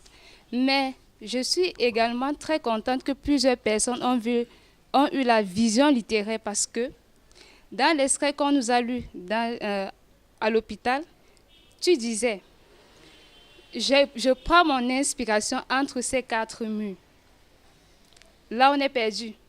On ne sait plus si c'est l'auteur qui trouve, si c'est la source d'inspiration de l'auteur entre ces quatre murs ou bien c'est toujours le narrateur qui est en train de raconter une histoire. Autrement dit, est-ce que c'est l'histoire du narrateur lui-même ou bien l'auteur passe par le narrateur pour montrer sa source d'inspiration? Je vois que c'est un peu ce que plusieurs personnes demandaient ce soir. Moi, ma question est la suivante. Pour celui qui va... Vous avez dit au début, je pense que l'éditeur a dit au début, que le livre s'articule entre trois grandes articulations. Bon, désolé pour la répétition. Il y a le vécu au nord, le vécu au centre et le vécu à l'Europe. Je suppose que celui qui va peut-être lire et que lui, il est du nord, qu'est-ce qu'il doit vraiment retenir de cette partie-là exactement? C'est ma question. Joël Katabo a posé la question de savoir quel est le plus important, quel est l'outil le plus important qu'un jeune devrait avoir pour affronter la vie. Toujours délicat à répondre. La croyance. Définir le mot croyance déjà même est très difficile. Je pense d'un aspect sociologique, anthropologique, parce que chaque région, je pense c'est mieux. Chaque pays va venir dire que non, le nôtre c'est bien, non. Attendez, c'est la Bible ou c'est le Coran. Et là, nos ancêtres, nos parents ont également eu des religions. Ce sont des religions ou bien ce sont des croyances. Je suis né dans une chefferie. Dans l'homme, je suis amené à être protecteur de la tradition. Si c'est le cas, je ne sais pas si l'éditeur aimerait me contredire, mais en tant que prince d'une chefferie, je suis amené à être protecteur de la tradition. C'est une réalité intrinsèque. Mais je sais néanmoins qu'il y a une seule vérité, c'est qu'il y a ce qu'on appelle la raison, il y a une croyance rationnelle, et quelle qu'en soit la religion qu'on pratique, que ce soit l'animisme, que ce soit le christianisme, que ce soit l'islam, il y a une rationalité. Dès qu'on entre déjà dans ce qu'on appelle le fanatisme, on n'est plus dans la rationalité, je pense. Et c'est là où se trouve la raison. Donc, je n'aimerais pas dire que non, la raison, c'est il faut être musulman, il faut être chrétien, il faut être animiste. Non, il y a une seule raison. Ou bien, il y a une seule croyance qui est rationnelle et limitée par notre raison. Donc, si c'est une réponse, si ça peut répondre vraiment, c'est pas très clair, c'est pas très direct, mais je sais néanmoins que lorsqu'on est rationnel, on peut avoir une directive dans ce qu'on pratique. Donc je me limite là. Je pense que je me définis souvent comme un citoyen du monde. Je pense que mes parcours peuvent vraiment essayer un peu de démontrer ça. Un citoyen du monde. Ça veut dire que je n'ai pas une limite, donc je n'aimerais pas seulement passer un message pour ceux qui viennent du Nord. Seulement pour ceux qui viennent du Nord, parce que on arrive au Nord, on arrive ici à Yaoundé, on quitte Yaoundé, on part, on va encore apprendre. Et c'est vraiment... on apprend toujours. Et je me dis qu'il faudrait toujours qu'on ne cesse d'apprendre. On doit toujours apprendre et chercher à apprendre. C'est l'idéal. Et les aventures, ça fait également partie de l'apprentissage. Il y a une question par rapport à comment faire pour partir en Europe. Je pense que bon, le modérateur a essayé de répondre, mais j'aimerais également étayer un peu. La première fois que je trouvais l'occasion ou l'opportunité pour partir en Europe, dans premier roman, j'avais cette envie déjà. Mais ce n'est pas parce que j'avais tellement les moyens. Donc, nous tous, on vient des familles modestes, ça se voit déjà. Lorsqu'on vient d'une chefferie, ce n'est pas quand même les ministres qui viennent. Bon, il y a certaines, oui, mais ma chefferie, spécifiquement, il n'y a pas les ministres là-bas. Mais je viens d'une famille modeste, avec un petit métier, fonctionnel, mais j'avais toujours cette envie. Mais il fallait que je fasse un petit pouce, cette envie de gens, et essayer. Et la première fois que je trouvais l'occasion, je pense que j'étais à Fumba, j'étais dans une ONG, et j'avais 0 francs comme frais. J'étais volontaire.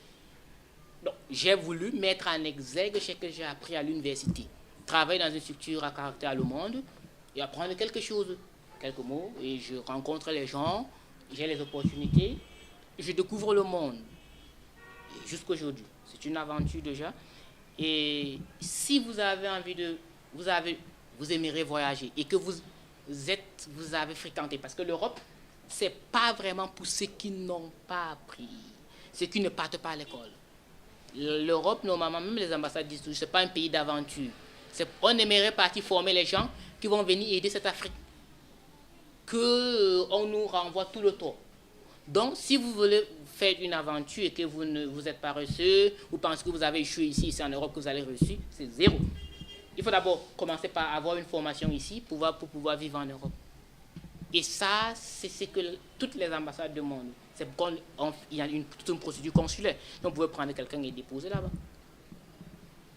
Chacun pouvait partir sans difficulté. Mais il y a toute une procédure. Ça va dire, je vais l'avoir, je vais le faire, mais il faudrait que j'essaye d'abord. Et non rassembler tout et essayer. Il faut débuter toujours quelque part. Avec le peu qu'on a, on pousse, et on a le résultat attendu. Et je pense que ça, c'est ce que tout le monde qui part de l'autre côté, qui vient d'une famille modeste, fait toujours. Jusqu'à preuve du contraire. Je pense qu'il est intéressant. On a pu s'en rendre compte à plus d'un titre. C'est quelqu'un qui a des convictions. Et je pense que dans la vie, il faut en avoir. Il faut absolument avoir des convictions. Mais également, il a rappelé un terme qui est revenu... j'adore ce chat-là. Un terme qui est revenu plusieurs fois, c'est l'objectif. Vous voyez comment il a construit son objectif. Quand vous lisez le livre, ben, écoutez, il y a ces questions de narrateur, machin, etc. C'est monsieur Lucien, c'est Lucien qui est l'auteur de ce livre. C'est lui qui raconte sa perspective, sa trajectoire, sa vie. C'est de ça qu'il s'agit. Et lorsque vous lisez ce livre, vous le trouvez dedans, dans ses désirs, dans ses rêves et dans la manière dont il s'organise pour atteindre cela. Mais alors certaines sont très lointaines, mais il s'y met. Et parfois même, il rencontre des... Comment dire? Il y a certaines de ces... Maintenant, sur la question du Nord, je vais terminer par là. Il m'a soufflé, il dit voilà, la réponse à cette question est un peu délicate. Mais j'ai envie de revenir sur son livre pour apporter une réponse tout à fait claire.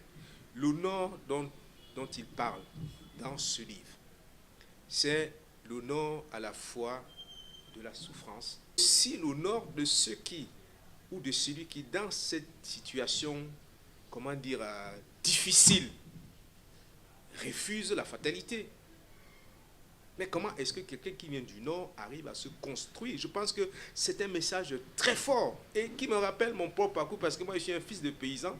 Quand je suis arrivé à Yaoundé, je n'avais rien du tout. Mais aujourd'hui, dans le champ de l'édition, évidemment, on parle de tout ce que je fais de l'écriture. Il vient du Nord, dans des conditions difficiles. Il arrive à s'imposer à Yaoundé et au-delà. C'est une perspective qui est exemplaire. Je crois qu'il est bon. Véritablement, ce chat est vraiment intéressant. Il est intéressant véritablement de regarder cela et de se dire le Nord, dans tous les cas, qui est lisible dans ce livre, c'est un Nord admirable, qui est le reflet de ce que nous sommes, le reflet du titre. C'est un Nord qui va à l'assaut des revers. Il y a des revers, mais il faut les casser. Il faut s'armer d'outils nécessaires pour dynamiter les revers, pour les casser et pour créer donc un univers où l'on peut vivre et espérer. Que lorsqu'on voit le mot assaut, on s'attend à une guerre, l'assaut. Une assaut, c'est une guerre de gens. Et je ne sais pas, la vie en elle-même, parfois on a l'impression que c'est un combat. Hein.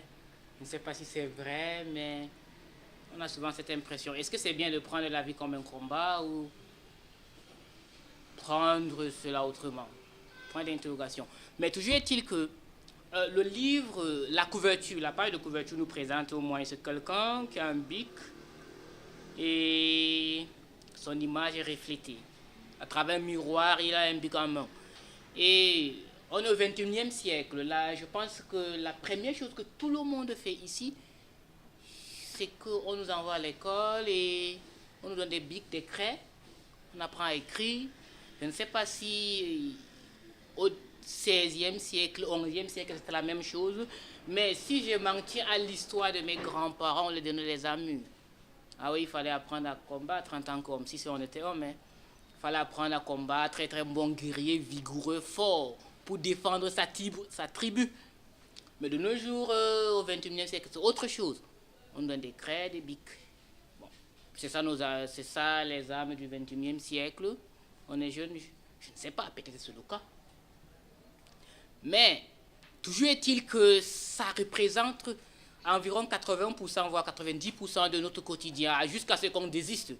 On dit que bon, là, vraiment, on ne peut plus, on prend autre chose, ou bien on aimerait prendre autre chose. Mais on nous apprend à travers cette école quelque chose à faire, un travail, un métier, réfléchir de la manière du XXe siècle, le monde où on vit. C'est peut-être c'est construit, c'est l'idéal social. Je ne sais pas. Mais s'il faudrait qu'on s'attaque à cette vie, on doit se faire une raison. 10 ans en arrière, disons, lorsqu'on a 10 ans, on a une certaine image de la vie. À 15 ans, une autre image. À 20 ans, une autre image. Et toujours est-il qu'on apprend quelque chose. Veut ou pas, on apprend quelque chose, on comprend. Soit à travers nos erreurs, on aurait dû peut-être faire ceci, ou bien à travers d'autres personnes qui ont pu mieux gérer ce qu'on leur donnait en main, c'est-à-dire les craies et les bics. Et ici au Cameroun, c'est une réalité. Mais maintenant, il y a quelque chose de pertinent qui se dégage là. La 4e découverture dit « Il n'y a pas d'obstacle pour réaliser ses engagements ». Ça, c'est la dernière phrase. Le but est de faire toujours ce qu'on aime et ce qu'on aspire.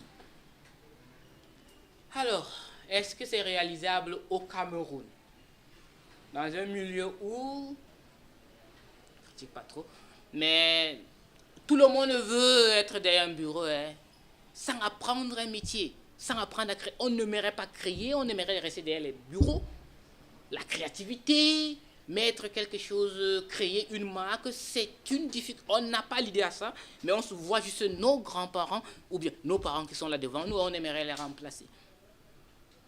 Parfois on dit que bon, le gouvernement ne nous facilite pas les choses, c'est vrai ou c'est faux. Est-ce qu'on a essayé? Je ne sais pas. Je ne veux pas me porter comme l'avocat du diable. Mais la seule chose que je sais, c'est que si on se bat et qu'on a des objectifs, on peut les atteindre. Si c'est qu'on est vraiment déterminé à les atteindre. Maintenant, est-ce que c'est une raison pour choisir quelque chose, ce qu'on n'aimerait pas faire, comme un travail, et partir ruiner également la vie des autres, comme l'enseignement. L'enseignement, moi, j'admire mes enseignants. Je les admire, surtout mes enseignants du primaire. Je pense que je ne les oublierai jamais. Parce que chacun des enseignants qui s'est placé devant moi était une référence, un exemple pour moi. Et si c'est qu'à l'âge de 6 ans, 7 ans, 5 ans, je n'ai pas oublié le nom de mon enseignant, c'est que vraiment c'est un enseignant remarquable. Il ne me connaît pas, je ne le connais pas. S'il se place devant moi aujourd'hui, il faudrait qu'il se présente. Mais je n'ai pas oublié son nom. Et les gestes, les actes, la manière dont il m'enseigne, je n'ai pas oublié parce qu'il était quelqu'un qui reflétait vraiment ce que je voulais devenir. Je n'ai jamais voulu devenir un ancien, mais ce qu'il enseignait, c'était d'une valeur que je ne peux pas oublier. Et si quelqu'un accepte l'enseignement parce qu'il veut trouver une matricule alors qu'il voulait devenir entrepreneur ou bien il voulait devenir ingénieur et qui part, il n'enseigne pas ou bien il gâte l'avenir de ses cadets ou bien il n'essaye pas d'aimer le métier, je pense qu'on ira, ça sera de chute en chute. On ne va pas s'en sortir. Et là, pour un jeune, le mieux c'est de faire d'abord ce qu'on aime, avoir ses objectifs et se donner la possibilité de les réaliser. Se donner la possibilité, c'est d'abord la motivation, l'engagement. Ici, ce qu'on reste, on planifie, ce ne sont que des plans, ce ne sont que des planifications et ça reste que dans les archives comme des plans. Il faudrait s'engager, mettre sur pied, être motivé assez pour pouvoir réaliser ses objectifs et faire ce qu'on aime et ce qu'on aspire. Et je pense que c'est possible au Cameroun. Je pense que c'est un livre à l'assaut des revers de Lucien Anis. C'est un livre qui a non pas un potentiel, parce que souvent on parle de potentiel, mais qui a un contenu qui est tellement riche, tellement varié, et qui parle surtout à l'homme d'aujourd'hui. L'homme dans ses différentes dimensions, que ce soit les jeunes, les moins jeunes et tous les autres. Donc vraiment, c'est un livre de développement personnel, on peut le penser sous cet angle-là, mais c'est également une lecture des événements et de l'expérience de la vie qu'un Africain peut avoir aujourd'hui dans sa relation avec lui-même, dans sa relation avec son pays et avec le monde. Donc un tel livre, évidemment, il faut le publier, il faut le mettre là où il doit être.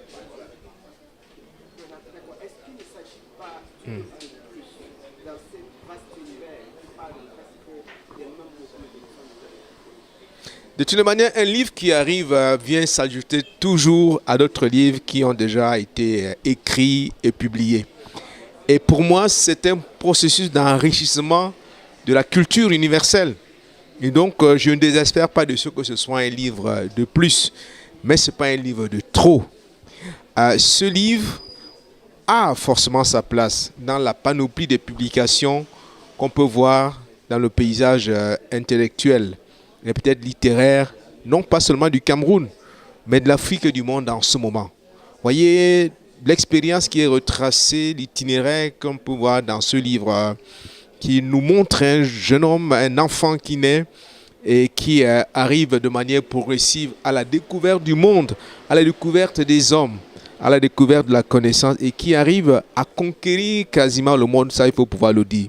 Je pense que c'est admirable, à descendre de l'extrême nord du Cameroun, à venir à Yaoundé, à aller en Europe, à revenir au Cameroun et finalement à nous servir une trajectoire qui ne fait que nous grandir en tant qu'humains, en tant que contemporains de son époque.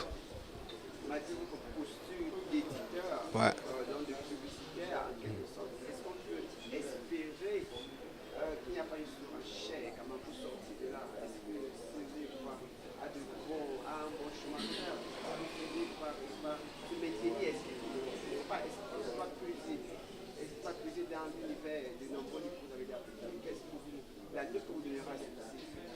Ben, je donnerai une très très bonne note à ce livre, hein, vraiment sans surenchère du tout, parce que vous savez, un éditeur peut raconter des histoires pour défendre son label, pour défendre son catalogue, mais pour ce qui concerne ce livre à l'assaut des revers, c'est une construction à la fois littéraire et intellectuelle qui vaut bien la peine d'être connue. Et moi, je suis disposé à l'accompagner le plus loin possible parce que j'y crois, parce que c'est un bon produit. Je suis très très ému parce que tout le monde que j'avais invité est là présent. Tout ce monde est là et ça c'est déjà une réussite. Si tout le monde est là, c'est déjà une réussite. Et mes attentes, en ce qui concerne le livre, je pense que tout a été dit pendant la séance de dédicace. Chaque jeune doit avoir un objectif. C'est vrai, on vit dans un milieu où parfois on caricature tout, mais je pense que dans ce milieu on peut réussir. En ce qui concerne le résumé du livre, j'aimerais donner la possibilité à l'éditeur qui a relu plusieurs fois le livre, il connaît l'essentiel, le résumé et tous les revers du livre. Je pense que là je reviens au titre et il saura mieux expliquer. Alors là, je passe la parole à l'éditeur, je pense.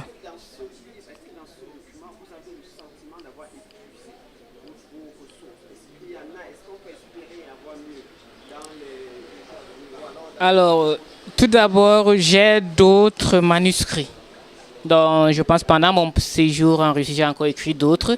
Et je vous assure, dans un seul livre, on ne peut pas épuiser toutes ces idées. Il faudrait les diversifier. J'ai environ 2-3 manuscrits déjà prêts et je pense que ça sera toujours de mieux en mieux. De mieux en mieux. En ce qui concerne ce roman, je laisse l'attitude à l'éditeur.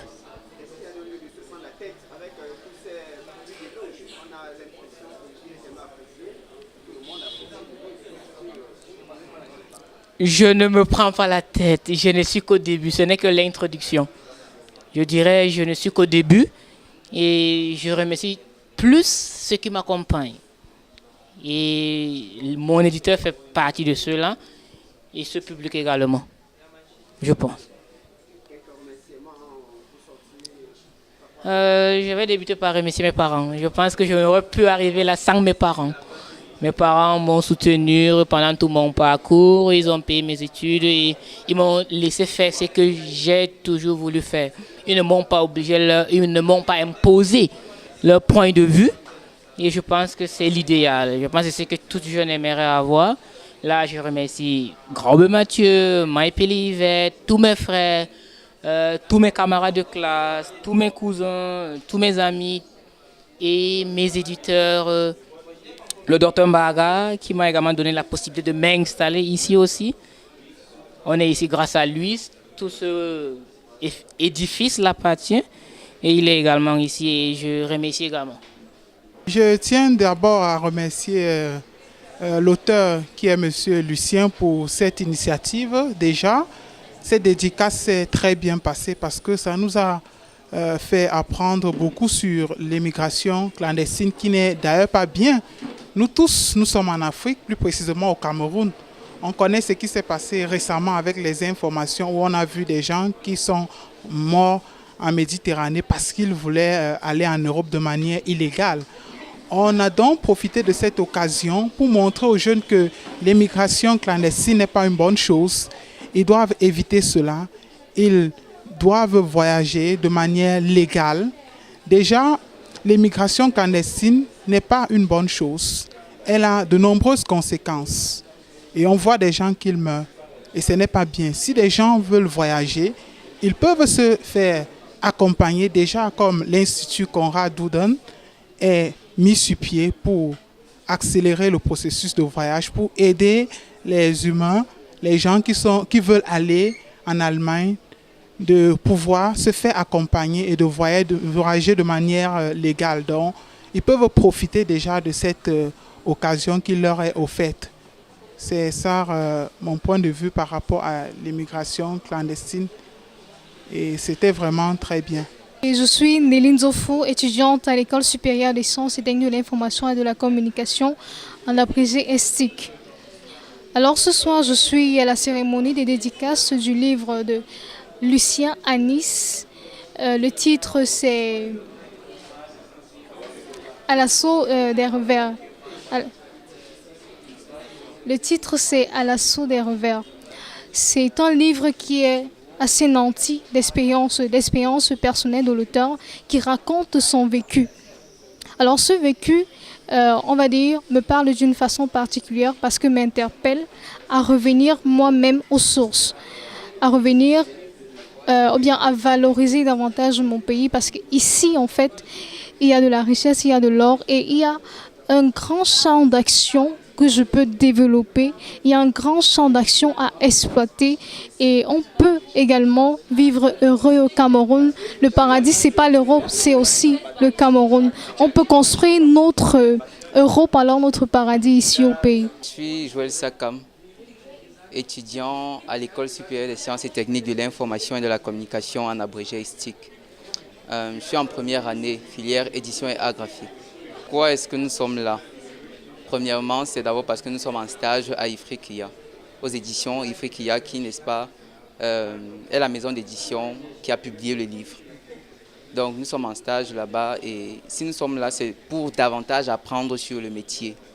C'est pour davantage apprendre sur le métier parce que la dédicace du livre est une phase très importante pour la promotion de l'ouvrage, pour faire connaître l'ouvrage, pour donner des informations sur l'ouvrage au public.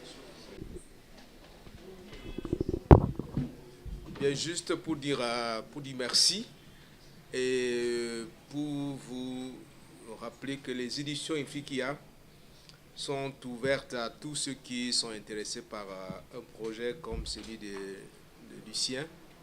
Donc, ceux qui sont intéressés, il y a des cartes de visite ici, vous avez notre adresse.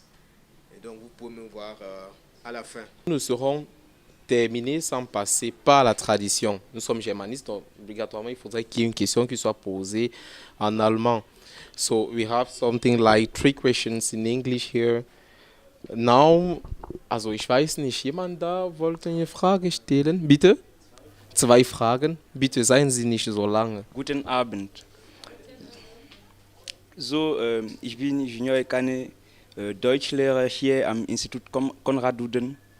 Einige von euch kennen mich schon, vielleicht, ich weiß nicht. So, ich habe da eine ganz besondere Frage. Du hast gesagt, du hast dieses Buch aus persönlichen Erfahrungen geschrieben. Und dazu noch habe ich mir gedacht, ja, was ist deine Empfehlung? Was empfiehlst du uns? Du hast gesagt, Deutschland bzw. Europa ist nicht unser Himmel. Das heißt, wir können nicht unser Eldorado dort finden. Aber trotzdem begleitest du Leute dabei, nach Deutschland zu fliegen. Was empfiehlst du uns? Sollen wir umziehen und in Deutschland unser Eldorado aufbauen oder dort Erfahrungen sammeln und sie mit nach Hause bringen, um unser Land zu entwickeln oder was? Was ist deine Empfehlung? Das interessiert mich. Das ist meine Frage. Ich würde sagen, meine Frage zunächst mal geht in dieselben Richtung mit dir, das dir gestellt hat. Okay, 2 Vorlesungen wurden gerade gemacht, in denen deine persönlichen Erfahrungen aus Deutschland und aus Kamerun erzählt wurden. Dann würde ich einfach mal wissen, welche waren deine Zwecke und Ziele, als du die Entscheidung getroffen hattest, dieses Buch abzufassen? Oder wolltest du einfach mal den Jungen oder den Lesern deine Erfahrungen aus Deutschland vermitteln, oder gibt es einige Zwecke oder Ziele, die sich dahinter verstecken? Und ich glaube, es wurde schon gesagt, dass wir vielleicht bald also das Buch übersetzt bekommen, auf Deutsch und auf Englisch, sowas, glaube ich. Ich weiß nicht. Ich glaube, das war alles. Was würdest du eigentlich auch den jungen Leuten, die vielleicht auch das als Traum haben, vielleicht etwas später nach Deutschland zu fliegen, nachdem sie vielleicht dein Buch gelesen hätten, was würdest du sie eigentlich als Empfehlungen geben? Eigentlich, das ist meine Frage. Ja, ich glaube, das ist alles. Also ich möchte mal auch auf Deutsch erwidern oder antworten. Es ist besser, glaube ich mal. Ja, also, erstmal, ich bin nicht gegen Immigration. Ich bin nicht dagegen. Aber illegale Immigration, ja. Ich bin dagegen. Also, ich habe Erfahrungen gesammelt, ja. Meine Ziel, war es nur diese Erfahrungen oder wollte ich was zurückbringen? Ich wollte doch was zurückbringen. Ich wollte was lernen. Ich habe Germanistik studiert. Das heißt, Deutschland war immer mein Zielland. Ich habe dann eine Gelegenheit gehabt. Ich sollte diese Gelegenheit ergreifen. Ich habe diese Gelegenheit ergriffen. Und danach, ich habe was gelernt. Ich hatte mir ein Vorbild, was Europa angeht, was Deutschland angeht. Aber es war nicht dasselbe. Und alle Studierenden, sagen wir alle Kameruner, denken auch genauso wie ich. Ich bin ja überzeugt. Aber da war das war nicht dasselbe. Ich musste mir denken, aber was ist das? Was ist hier? Wie? Was macht man hier? Wie wohnt man hier? Ist das, was ich während meines Studiums Germanistik gelernt habe? Oder ist das die Wirklichkeit? Das war die Wirklichkeit. Die Realität, sagen wir so. Und die Realität ist immer anders. Und ich meine mir das. Ich glaube, es ist immer gut, wenn die Leute nach Europa reisen oder fliegen, um Erfahrungen zu sammeln und diese Erfahrungen hierher zurückbringen. Das ist immer wichtig, das ist immer gut. Ansonsten werden alle Leute dort umziehen. Niemand will hier bleiben. Das ist aber kein Paradies dort. Europa, man kann nicht Paradies mit einem Flugticket kaufen. Das kauft man nicht mit einem Flugticket. Nein. Nein. Das ist unmöglich, unmachbar. Das glaube ich schon und ich bin auch überzeugt. Und ich glaube, ich ermutige alle Studierenden, alle Abenteurer, sagen wir, Leute, die nach Europa fliegen möchten, nach Deutschland. Sie müssen Ziel haben. Sie müssen sich Ziel setzen. Und dieses Ziel müssen Afrika gerichtet sein oder kamerunisch gerichtet. Das heißt, wenn wir dort sind, dann müssen wir an unsere Heimat nachdenken. Das heißt, was bringe ich zurück? Was habe ich gelernt? Was möchte ich weiterbringen? Das muss so sein. In meiner Abteilung, viele Leute fliegen nach Deutschland, viele Studierende fliegen nach Deutschland und die bringen immer Erfahrungen mit. Meine Dozenten sind weltweit bekannt. Sie fliegen, sie kommen zurück, sie unterrichten in Deutschland, so wie auch hier in Kamerun. Und das ist etwas ermutigend. Wir denken oder darunter merken wir, dass Europa kein Paradies ist, weil sie uns das auch erzählen, sie uns das auch zeigen. Und wir müssen seriös zu uns sein. Wir müssen annehmen, dass das ist die Wahrheit. Manchmal, viele Leute möchten das verzichten, nicht mehr annehmen. Das heißt, rüberschieben. Nein, das kann nicht so sein. Ich muss das nicht zeigen. Ich komme aus Europa. Ich muss immer Geld haben. Ich muss viel Geld haben. Ich muss Geld ausgeben. Ich muss Prado haben. Ich muss BMW, ich weiß nicht, BMW, W oder ich muss das haben. Ja, ich komme aus Europa. Nein. Genau. Ja, das ist nicht das. Deutschland ist Arbeit. Wenn man nach Deutschland reist, muss man viel arbeiten, Erfahrungen sammeln und her zurück mitbringen. Das ist meine Rat. Etwa so. Also in meinem Buch. Die Leute werden das also da lesen und das auch merken. Das ist, ich bin nicht für illegale Einwanderung, ich bin für legale Einwanderung. Also zielgerichtete Einwanderung, glaube ich mal. Also erst einmal, ich möchte mal Literatur in unserer Gesellschaft widmen. Wir lesen ganz wenig. Wir schauen immer fern, wir bekommen Informationen von anderen Leuten, von anderen Mitbürgern, per Handys, aber Bücher, wir lesen manchmal nicht oder wir lesen Bücher, die von anderen geschrieben wurden. Und manchmal sie kennzeichnen, was sie erfahren haben. Und das ist manchmal nicht gut. Wir selber müssen auch unsere Erfahrungen rüberbringen, damit auch unsere Geschwister, unsere Bekannten, die Leute, die auch etwas erfahren möchten, auch etwas lernen. Sie müssen auch Sachen lernen, die auch wichtig sind, um ihr Leben zu gestalten, um das Leben zu gestalten, um der Gesellschaft, glaube ich mal, oder die Gesellschaft, das ist nicht meine Muttersprache, aber ist ja egal. I congratulate all of you, and I will ask you for apologize because we did not start at time. Yes, that is the English word. So thank you.